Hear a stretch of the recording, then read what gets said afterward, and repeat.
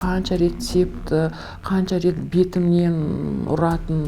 Вот сол бірінші кешіргенімнен кейін бастап өмірім вообще тозақ болып кетті негізі. Таңертең тұрып сабаққа дайындалып шығып бара жатқанда айқай ұрыспен мені жібермей қойды. Содан бері мен барған жоқпын. Енді он объясняет это тем, что мен сені жарақаттағым келмейді. Бірақ өлтіріп алуым мүмкін ғой. Ұрған кезде мына уже тістерімнің бәрі слабый болып, бәрі өзімен өзі түсіп тастаған. Әйелдер мысалы басында 1-2 рет келеді да, мысалы кейін жұмыс жасамай қайтадан күйеуіне қосылады. Кейін бір баламды осында тудым. Жоқ болды, мен енді күйеуіммен айырылсамын. Қылғылым жатқан кезде көзіне қарап тұрам тіке. Сол кезде көзінен көрініп тұрады, что он не отпустит. Вот это тогда страшно. Неше рет болды ма ол? 10 жыл өмірімізде 15 рет болған бар.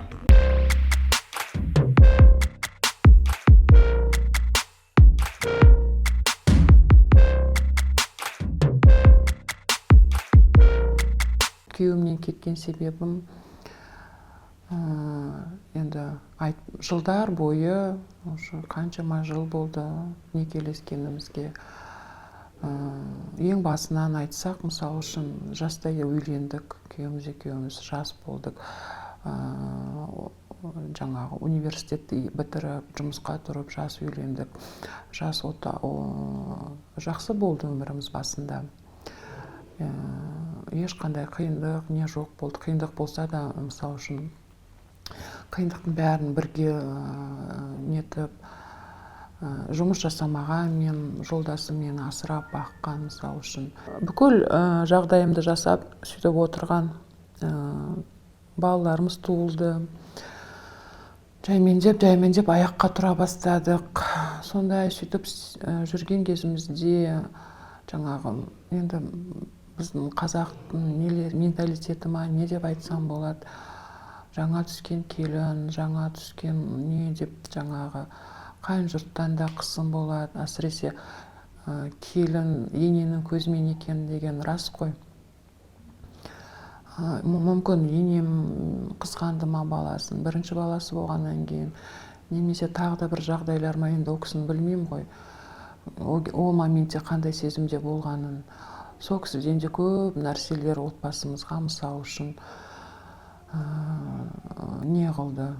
Отбасыны наоборот сақтап, отбасыда жақсы тұрсын демес. Тұрсаң опақсың, отырсаң. Ол кезде мен өзім жаспын, 20 па, сонда 19 жастамын.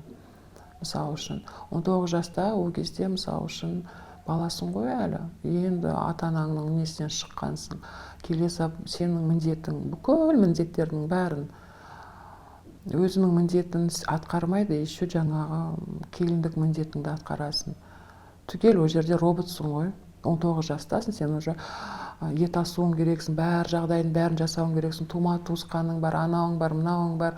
Сөйтіп мен бір енеме бір құл ретінде мен алғандай болып сезіндім. Күйеуіміз екеуміз еш ұрыспайтынбыз, мен үндемейтін, әлі үшін енеме мен бір сөз айтпағам негізінде. Кейін жаймен күйеуім өзгеріп, уже мені баса бастады. Мен мысалы үшін ешқашан жұмыс жасаған жоқ емес, еткен жоқпын. Күйеуім мені асырап сөйтіп жүрді. Ол кісі алады да, мысалы үшін әке шешемді жамандайды, өзімен өзі. Бауырларымды жамандайды, мысалы үшін. Хотя мен жақсы отбасыдан шыққанмын. Жаңағы мысалы үшін 7 ағайындымыз, мен ең кіші 7-шісімін. Әке шешем көп көрген адам, үлкен кісілер. Мен тұрмыс құрғанда уже ағаларым үйлі жайлы, әпкелерім, бауырларым бәрі тұрмыста үйленген, ең кішісі болып мен тұрмысқа шыққанмын. Бірақ білмеймін, енем сөйтіп маған айтып отыратын, шешең сенің үйретпеген, шешең бүйтпеген деп. Сол мен айтқам, енді ол менің мамам болды, сіз менің де мамаңсыз. Сіз мен білмейтінді сіз үйретуіңіз керек шығарсыз. Енді айтыңыз, көрсетіңіз деп айтам. Ол кісі не көрсетпейді, өзіме сондай шешім қабылдадым. Бәрібір мен осы әулетке келін болып түстім.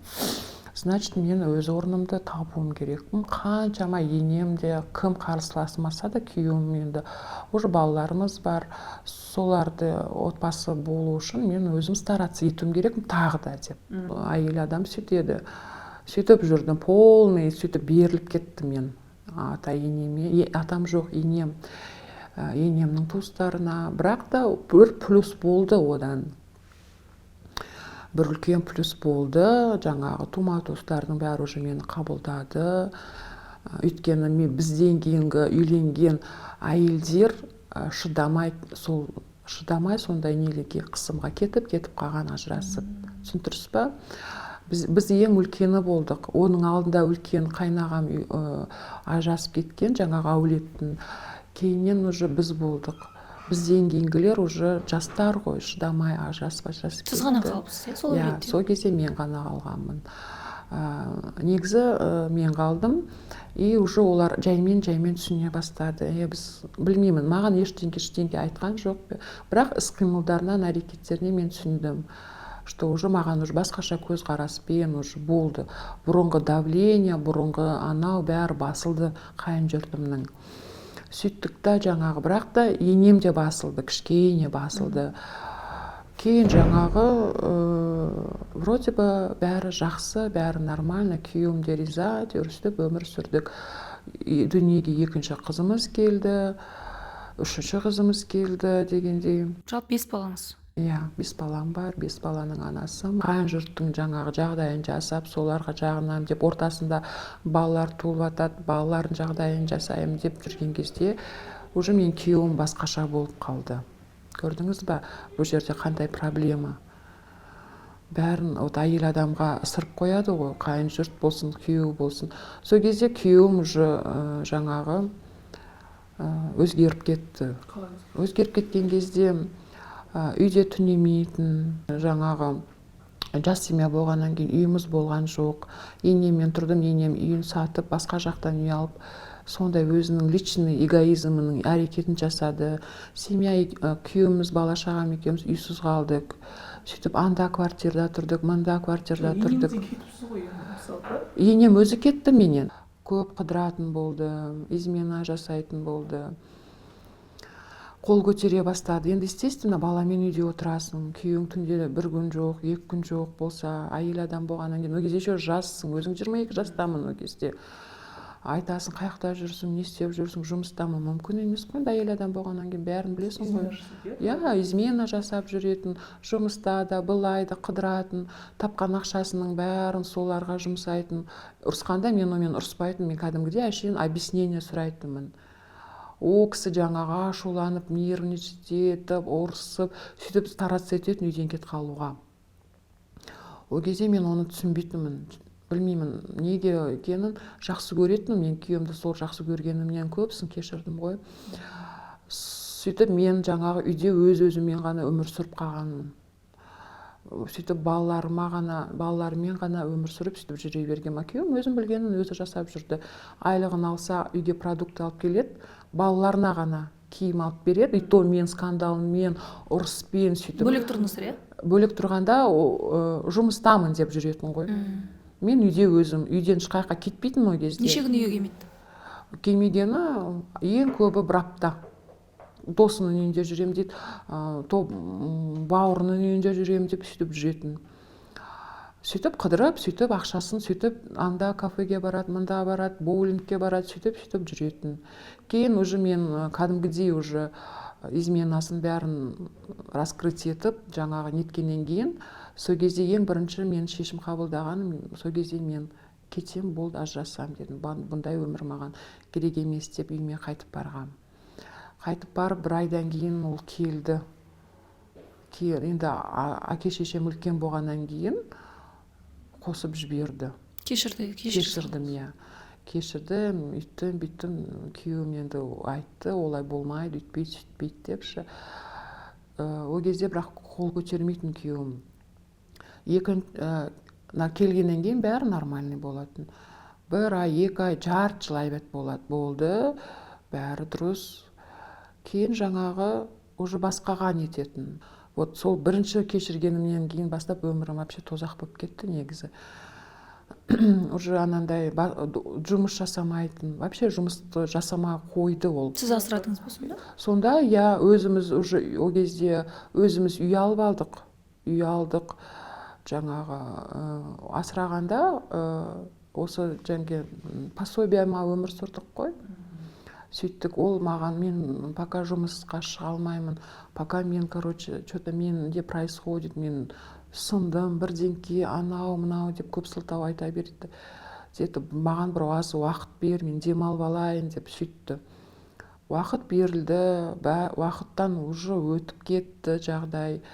Жұмыс жасамай қойды, вообще жұмыс жасамай қойды. Пособияға өмір сүрдік. Жаңағы сол 4 баланың пособиясына өмір Сосын сүрдік. 5-ші балаңыз. Күйеуім жаңағы басқа жаман достармен связался, жаңағы анаша шеге бастады. Еркек тұрғандай бастады. Кәдімгідей одан қала берсе уже түсіндім да айттым енеме. Мен осындай жағдайдамын. Олардың бәрі біліп жүрді оны. Бәрі білетін. Анаша шеге одан арақ ішіп, уже түрі де жаман болып кетті. Бірақ маған айтатын, енді не істейміз, біз қалай көмектесеміз? Енді сен бірдеңке қылып, сен оны көтер дейтін маған. Біз көтере алмаймыз, енем маған айтты, мен көмектесе алмаймын деді. Менің қателіктерім бар шығар деді, сендердің нелеріңде, бірақ мен уже көмектесе алмаймын балама. Оны емдейтін де сен, нететін де сен, әйел адам жаман еркегін төрге сүйрейді, жақсы әйел төрге сүйрейді, жаман әйел көрге сүйрейді деп сөйтіп айта бастады. Мен жаманмын, мен сонда баласын осындай күйге түсірген менмін деп отырды. Кейін күйеуім де сол әңгімені айта бастады. Мен сондай болдым, мен бұндай болдым, сен менің өмірімді осындай қылдың деп. Жаңағы сөйте бастады. Кейін мен уже өзім де соны признавать ете бастадым, бірақ білмеймін. Хотя мен как обычный әйел адаммын. Мысалы үшін үйге келеді, үйі таза, бала шағасы бәрі таза, мектепте қыздарым өте жақсы оқыды. Сіз мен кінәлімін деп ойладыңыз ба? Уже бәрі мен қайтадан кінәлай бастағаннан кейін мен уже ойладым, действительно мен кінәлі шығармын. Жаман келінсің, жаман әйелсің, анау мынау деп сөйте бастағаннан кейін мен уже өзімді уже болды. Уже о кезде денсаулығымнан денсаулық қалмады. Уже анандай өзімде өмір сүргім келмей кетті. Любой нәрсемен, жұдырығымен болсын, қанша рет тепті, қанша рет бетімнен ұратын, до такой степени мен 3 ай үйден шықпай отыратынмын. Көгереді, көгеріп кеткен. Көгереді, жаңағы ұрған кезде уже тістерімнің бәрі слабый болып, бәрі өзімен өзі түсіп тастаған. Сонда ұрып тісіңіз сындырды ма? Мысалы үшін жаңағы уже құлағыма да зақым келді, мысалы үшін қабырғам да сынған, мысалы үшін қолым да сынған. Уже жаңағы жиналып басқа осы қалаға келуге бел будым. Үйді да қалдырдым, жаңағы неше жыл болған үйі, енемнің атында болған үй, о бастан біз алған кезде. Бәрін қалдырдым да, маған денсаулық керек, маған өмір сүруім керекпін мен деп. 4 балам о кезде. Өмір сүрі бастадық осында. Кейін 1 жылдан кейін уже ол кісі дұрысталды, мен болды, енді ондай іс-әрекет істемеймін деп қатты жалынып неткеннен кейін біз кешірдік, бала шағамыз бәріміз. Кешірдік та осында өмір сүрдік. Астанада? Осы жерде. Кейін 1 баламды осында тудым. 5-ші балаңыз? Қашан? Осы жақында 6 ай болып қалды балама. Жаңағы полный менің мойныма қайтадан полный артып тастады. Бүкіл жүктің бәрін, балалардың оқуын, балалардың тұрмысын, тамақ, еш продукты, ештеңе алып келмейтін, түгел менің мойныма алып бәрін жүктеп тастады. Өзі просто еркек боламын, еркекше өмір сүріп жүрді. Квартираға төлейді, кейде жетпейді. Өсті бәріміз бір семьямыз деп аяғында бәрімізге сілтеп нетіп қояды. Сөйтіп жаңағы тоже бір күні мені қатты ұрды, соқты. Бүгін неге мен недовольныймын, неге настроением жоқ, неге шаршап тұрсың? Сізге айта ма? Маған айтады. Неге мантыңның дәмі дұрыс емес, неге балалар жай келіп жүруге, сен мысалы үшін мен жұмыс жасап жүрдім, неге жай келесің деп на почве ревности. Қызғанады ма? Қызғанып. Бұрын да сөйтіп нететін. мысалы үшін мен мысалы үшін бір сондай нелерден айтады.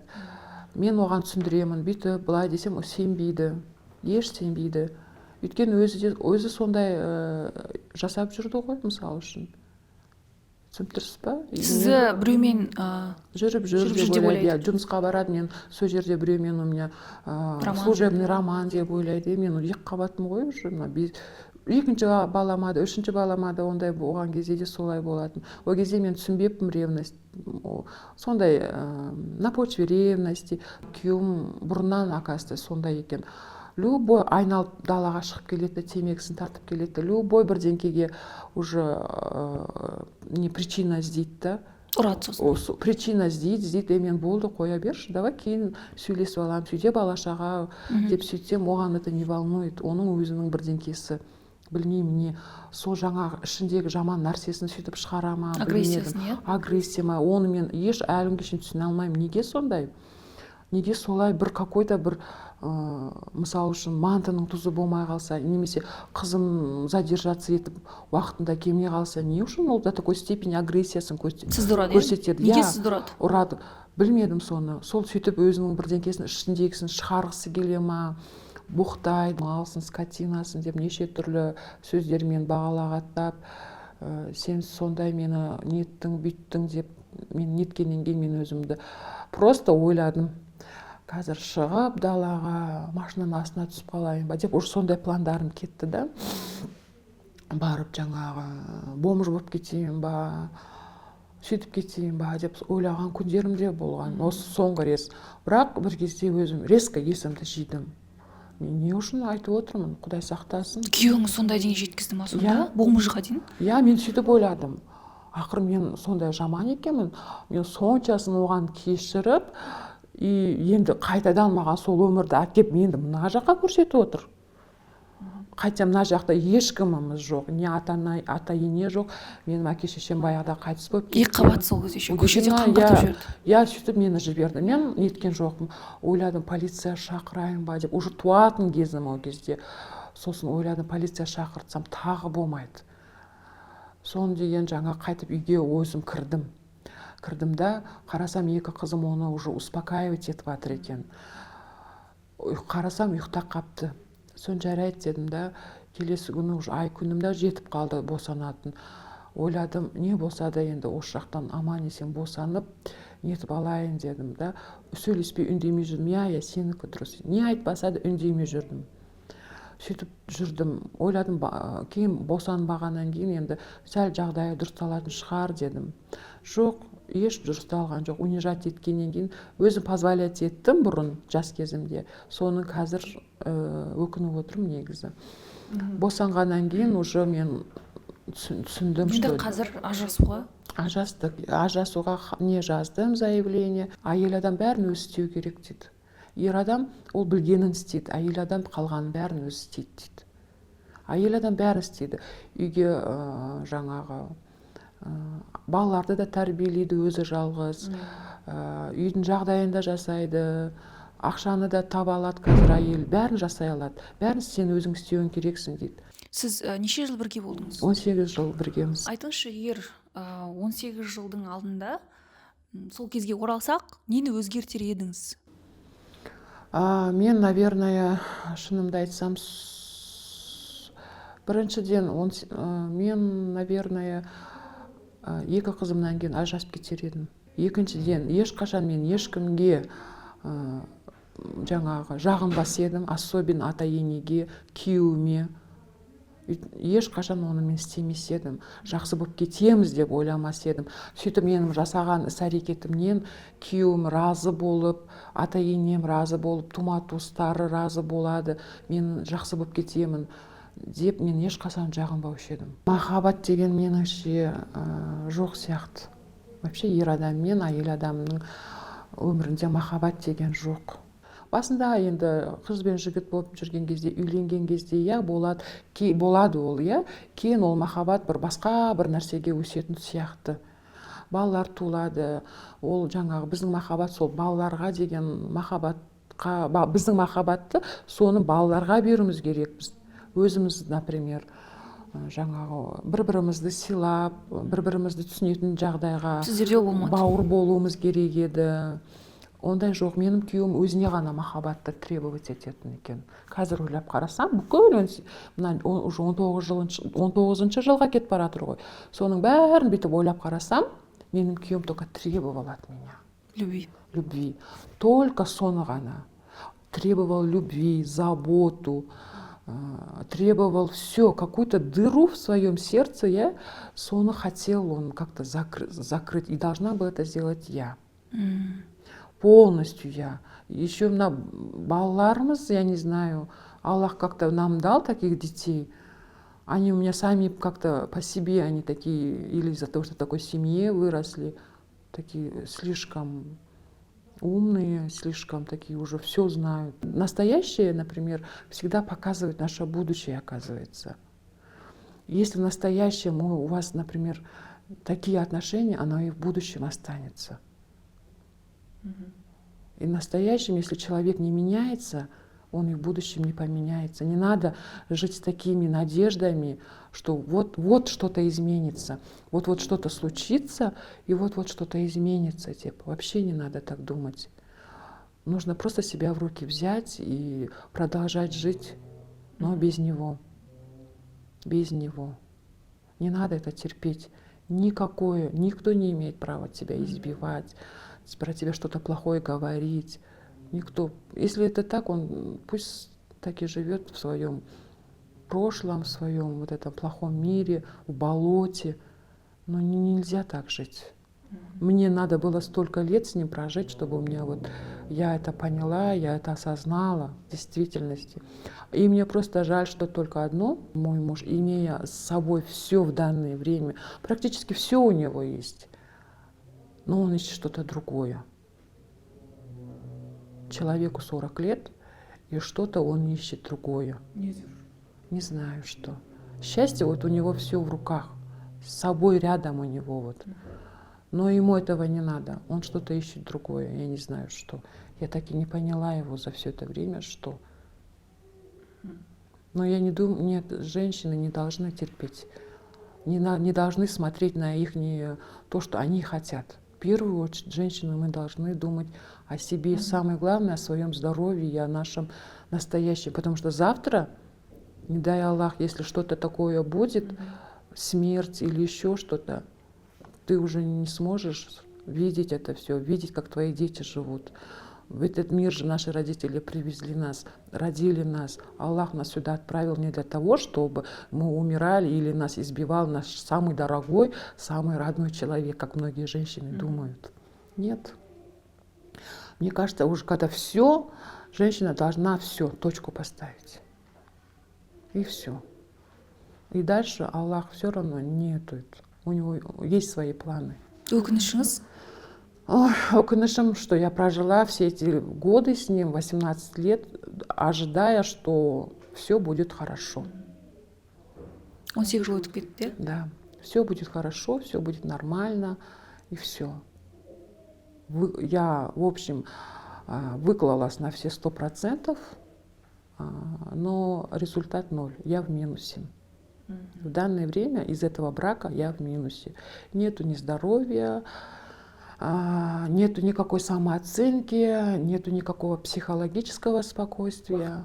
Да, вообще нету. Я думаю так, зачем мне жить с таким мужем, с которым вообще ни на минуту не чувствовать себя счастливой, полноценным человеком. Лучше жить так отдельно. Развестись и жить отдельно, продолжать свою жизнь, дети рядом со мной. Толығымен сіздің ер азамат кінәлі деп отырсыз ғой? Да, я думаю, в наших отношениях он виноват. Потому что ни одна женщина никогда выходит замуж, она не планирует, рожу 5 детей, проживу 18-19 лет, потом войду и разведусь. Нет, она так не думает. Өз оқиғаңызды айтып беріңізші. Оқиғам, мен 18 жасымда тұрмысқа шықтым. 10 жыл тұрмыстамын, 5 баланың анасымын қазіргі жағдайда.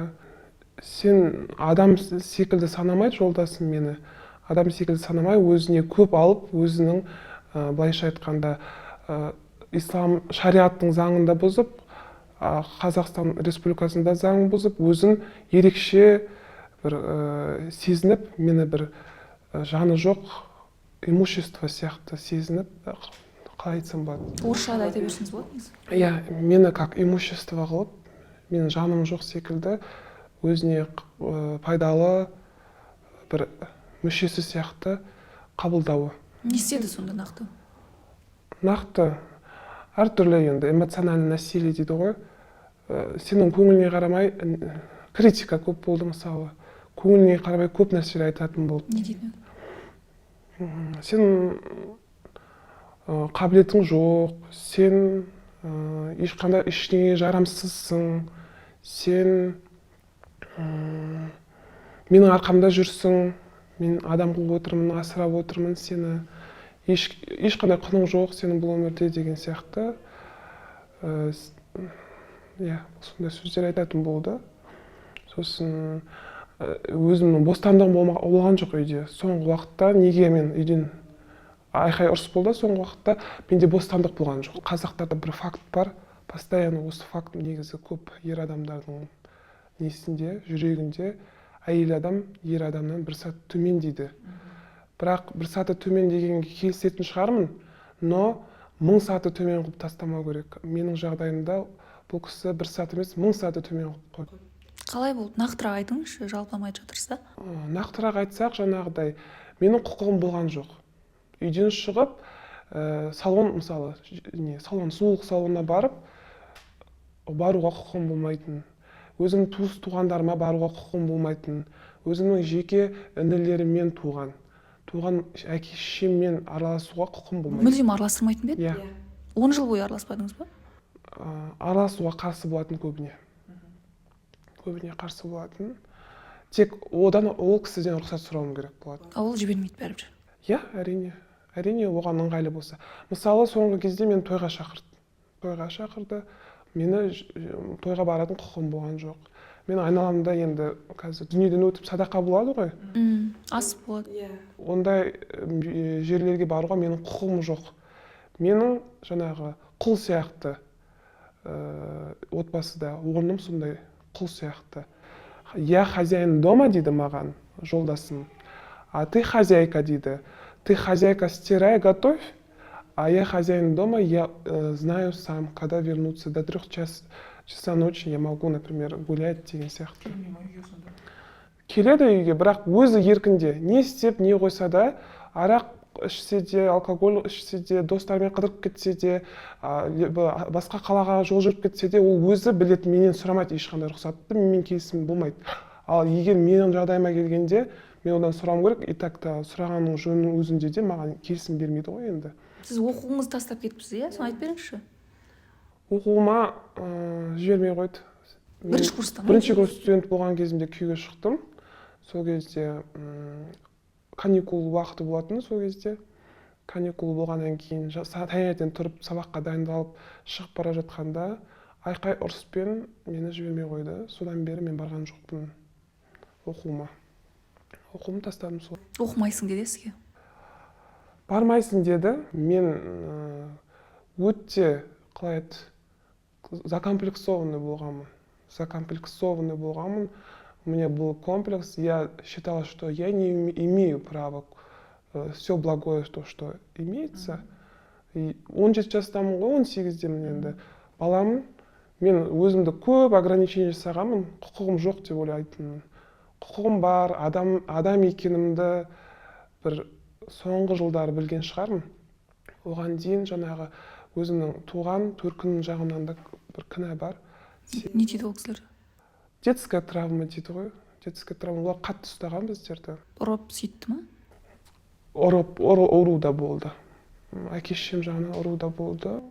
Күнде тыныштық болмайтын үйде. Мүмкін де 18 жасымда ерте тұрмысқа шығып кетіп, үйден қашып кеттім десем болады.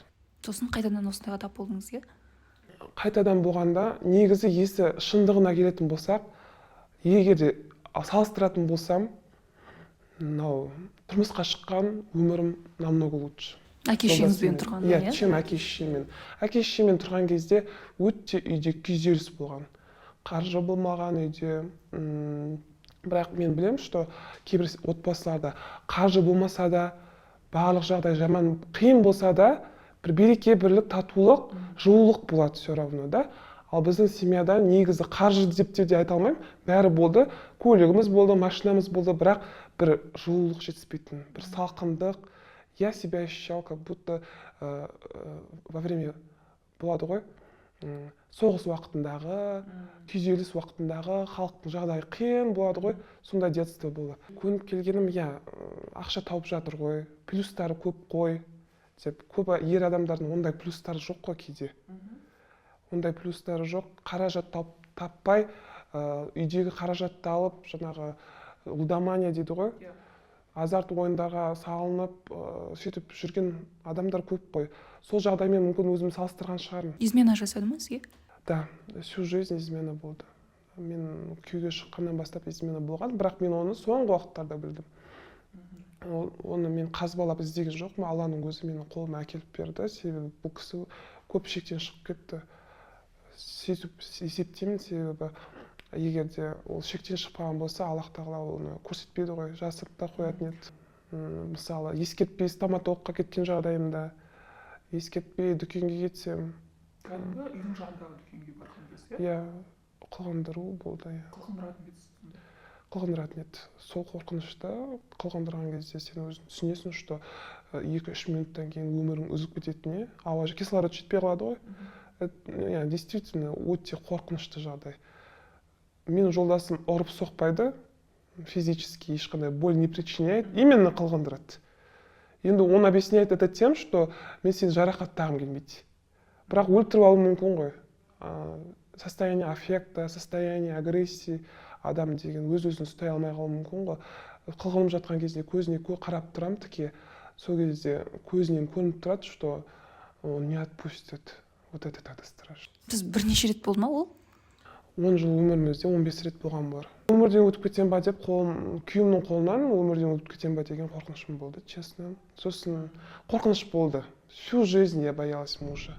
Я 10 лет мужа боялась. Қазір қорқасыз ба? Магазин пойти боялась. Магазиннен енді кейде сұранып шыққанда жібереді ғой. Сол ТРЦ бірдеңеде жүргенде кеш батып, түн батып жата ма, қараңғы түсіп, мен қорқамын. Менде обязанность бар, мен қазір үйге барып ужин әзірлемесе уақытында тағы сөйлейді. Өте көп қорқыныш болды. Қатты обращениесі қатты болды, мықты. Измена болды, көп нәрсе болды біздің отбасымызда. Мені сыйламау болды. Мен көбіне өзімнің күйеуім деп күйеуімді сыйлаған едім. Сол үшін де, может, 5 бала туытқаным сол шығар. Жақсы көріп, махаббаттан сыйлағаннан шығар. Артық сыйлап кеттім ба, білмеймін. Бірақ әйтеуір күйеуім көп жерден қате. Ол кісі жас нешеде? Үлкен ба сізден? 10 жас үлкен. Мен есептеп тұрмын былай. Мен өте верующий адаммын, Аллаға сенемін, мұсылманмын өте. Алланың алдында бір жақсылық жасасам, маған 1000 жақсылық жібереді. Бұл кісі барлығын түсіндім, масштабты түсіндім. Енді біз басқа қаладан Астанаға келіп, көп оны колоссальный урок бердік та ол кісіге. Бір аптада ма? Иә, бір апта оған жетіп қалды сол урок алу үшін. Себебі ол түсінді, что балаларын көре алмайды, мені көре алмайды, қолында қадірлі алтынын жоғалтып алғанын түсінді. Енді мен Алланың алдында, даже если я этого не хочу, бір жақсылық жасап көрейін деп тұрмын. Сіз қаламасаңыз да барып татуласайын деп тұрсыз, иә, демек? 80% қалап тұрған жоқпын, 20% иә. Сөйтіп татуласайын деп тұрмын. Ал егер де бұл кісі тағы да мені бағаламай жатса, 100% тағы да мүмкіндігім бар, тағы да өзімнің өмірімді сүріп кетіп қалатын мүмкіндігім бар. Өлтіріп қояма деген страх болды, бірақ қазір енді охрана болады үйде, мені қорғайтын нағашы әжем болады үйде, сондай условиямен кетіп бара жатырмын. Охрана жалдайтсыздар? Пульт охраны болады үйде. Вдруг в случае чего я могу нажать кнопку деген сияқты. Келісті ол кісіге? Я сол кісі орнатты үйге, соған келісіп тұр условияма. Сосын сестрам постоянно қасымда болады, қызметші болады қасымда, сосын нағашы әжем болады қасымда. Сондай 3 адам болады. Жолдасымның условиясы жаңағыдай бүткіл сенің енді армандарыңды жүзеге асырамыз, сенің дамуыңа, жұмыс жасауыңа көмектесемін актриса деген. боласыз. Сол съемкаға шақырса, ол енді сенбейді, сен звезда болмайсың деп сенбейді әрине. Бірақ егер де съемкаға действительно шақырып жатса, дұрыс адамдар, мен сені жіберіп, балдарымды қараймын деген условияма келісті. Келісті ондай условияма. Бірақ актриса болу арман. Бір аптада керемет өзгеріп кетіпті ол кісі. Бір аптада өзгерді. Қазір қасындағы достарының әйелдеріне қарым-қатынасын көріпті. Менің пландарыма қайшы келетін болса, я могу пожертвовать этим человеком. Я могу уйти от этого, оставить этого человека. Көп жағдайда, мысалы, адам өзімен өзі жұмыс жасау ол өте оңай процесс емес та негізі. Мысалы, психологиялық тұрғыда ол адамның бейсанасында қалыптасып қалған нәрсе, оны ашып, оны мысалы еркін жаңағы өзімен жұмыс жасау, оны шығару, эмоциямен толық жұмыс жасау, оның бәрі оңай процесс емес. Сондықтан адамның ішінде кейбір кезде защитная реакция пайда болады. Мысалы, біраз уақыт психологқа барады да, кейін мысалы, өйткені ол процесстер бұрынғы болған жағдайларды есіне түсіреді. Сол себепті ол процесстерден қорғану үшін тело уже өзіне сылтаулар таба бастайды. Барым келмейді, мындай, әртүрлі жағдайлар болып қалды, анау болып қалды деген сияқты. Сол кезде адамда мысалы психологпен жұмыс жасағысы келмейтіндей жағдайлар болады. Не осындай да жағдайлар болды. Әйелдер мысалы басында 1-2 рет келеді, мысалы кейін жұмыс жасамай, қайтадан күйеуіне қосылады. Мысалы бірінші келген кезде әйелдердің бәрі жоқ болды, мен енді күйеуіммен айырылысамын, осындай жағдайлар болды деп. Біраз 1-2 күннен кейін мысалы өзіне жаңағы күйеуі хабарласа бастайды. Жаңағы кешірім бер, осындай жағдай, барлық жағдайыңды жасаймын деген сияқты сөйтіп әйелдері қайтадан кетеді. Кейін келесі жағдайда дәл сол жағдаймен қайтып келуі мүмкін да. Өйткені олар өздерімен толық жұмыс жасалған жоқ. Көп жағдайда мысалы әйел адамдар, біз оларға айтамыз, сіз мысалы осындай шешім қабылда деп. Ол шешімді өздері кейін қабылдайды. Ең бірінші біздің психолог ретінде олардың эмоциясымен жұмыс жасау, өздеріне келтіру, өздерін сезіндіру, сол уақытта ғана адам белгілікті бір шешім қабылдай алады. Ал оған дейін ол дайын емес та, ол мысалы эмоцияның деңгейінде жаңа шешімдер қабылдау мүмкін да. Сондықтан біраз өзіне келгеннен кейін бірақ қана жаңағы айырылсам ба, әлде қосылам ба, оны өздері шешеді. Психологиялық травмалар болады да, детская травма дейміз, бала күнгі травмалар. Көп жағдайда, мысалы, мен жұмыс жасайтын әйелдердің көбінде бала күнінде жаңағындай ситуациялар болған. Мысалы, өзінің семьясында әкесі, шешесінің арасындағы жаңағы қиын жағдайларды көрген, олардың арасында келіспеушілікті көрген. Сол себепті ол бейсаналы түрде жаңағы бала өзінің бойында сол нәрселерді қалыптастыра бастайды. Ол даже білмейді ол жағдайға қалай келіп жатқанын, мысалы. Ол ойлайды, мысалы, кез келген адам ойлайды ғой, жақсы нәрсені ойлайды. Мысалы, жақсы болады, ертең күйеуге шығамын, тұрмысқа шығамын, жақсы болады деп. Ал бейсаналы түрде ол эмоция адамның ішінде қалып қоятын болса, ол эмоциямен жұмыс жасалынбаған болса, ол жаңағы адамның ішінде тұрады да, және өзіне сол неге байланысты, сол эмоциясына байланысты адам өзіне сондай адамдарды тауып алады. Мысалы, жертвалық күйде болатын болса, ол өзіне тиранды тауып алады мысалы. Және де соған байланысты ол пока өзінің жаңағы ішкі дүниесіндегі эмоциясын шығармайынша, ол нәрсе соны былайша айтқанда бейсаналы түрде, ол саналы түрде ойлайды жақсы болсын деп. Ал бейсаналы түрде оның мысалы жаңағы ішіндегі боль, жаңағы ішіндегі ауру жаңағы қалап тұрады да сол бір нәрсені. Сонымен қанағаттанбай, сонымен жаңағы жүзеге асырмай, ол бірден жазылып кету оңай емес. Ол үшін өзімен өзі терапиялық тұрғыда жұмыс жасалыну керек психологияға. Мысалы, бір әйел келді, ол ұзақ уақыт менімен жұмыс жасады, жаңағы психологиялық тұрғыда өзін түсіне бастады, өзінің ең бірінші эмоциямен жұмыс жасадық, эмоция кеткеннен кейін ол өзін түсіне бастады. Мысалы, шынайы мен нені қалаймын, неге әрекет жасауым керек, бақытты болғым келе ма деген сияқты мысалы әрекетте өзіне сұрақтар қоя бастап, сол бойынша жұмыс жасай алды. Да, менің кейбір кезде өзімнің осындай әрекеттерім бар екен, мен осылай күйеуіммен сөйлеседі екенмін деген сияқты өзіне қорытынды жасай бастады, жаңағыдай талдаулар жасай бастады. Соның барысында ол мысалы өзінің жаңағы үстемділігі көп екендігін байқады да, мысалы күйеуіне қайтадан қосылды. Мысалы күйеуімен қазір жақсы өмір сүріп жатыр, бірге бала шағасы бар, мысалы ондай да жағдайлар болады. Сондықтан бұл жерде міндетті түрде айырылыс деп те айта алмаймыз, оны адам өзінше қабылдайды, жеке әрбір адам. Бірақ уақыт беруіміз керек та, әйел адамға өзін өзі түсінетіндей, өзін өзі сезінетіндей. Ол қанша өзгерем, қанша талпынам дегенмен өзімен өзі адам бір әрекет жасау ол оңай нәрсе емес та.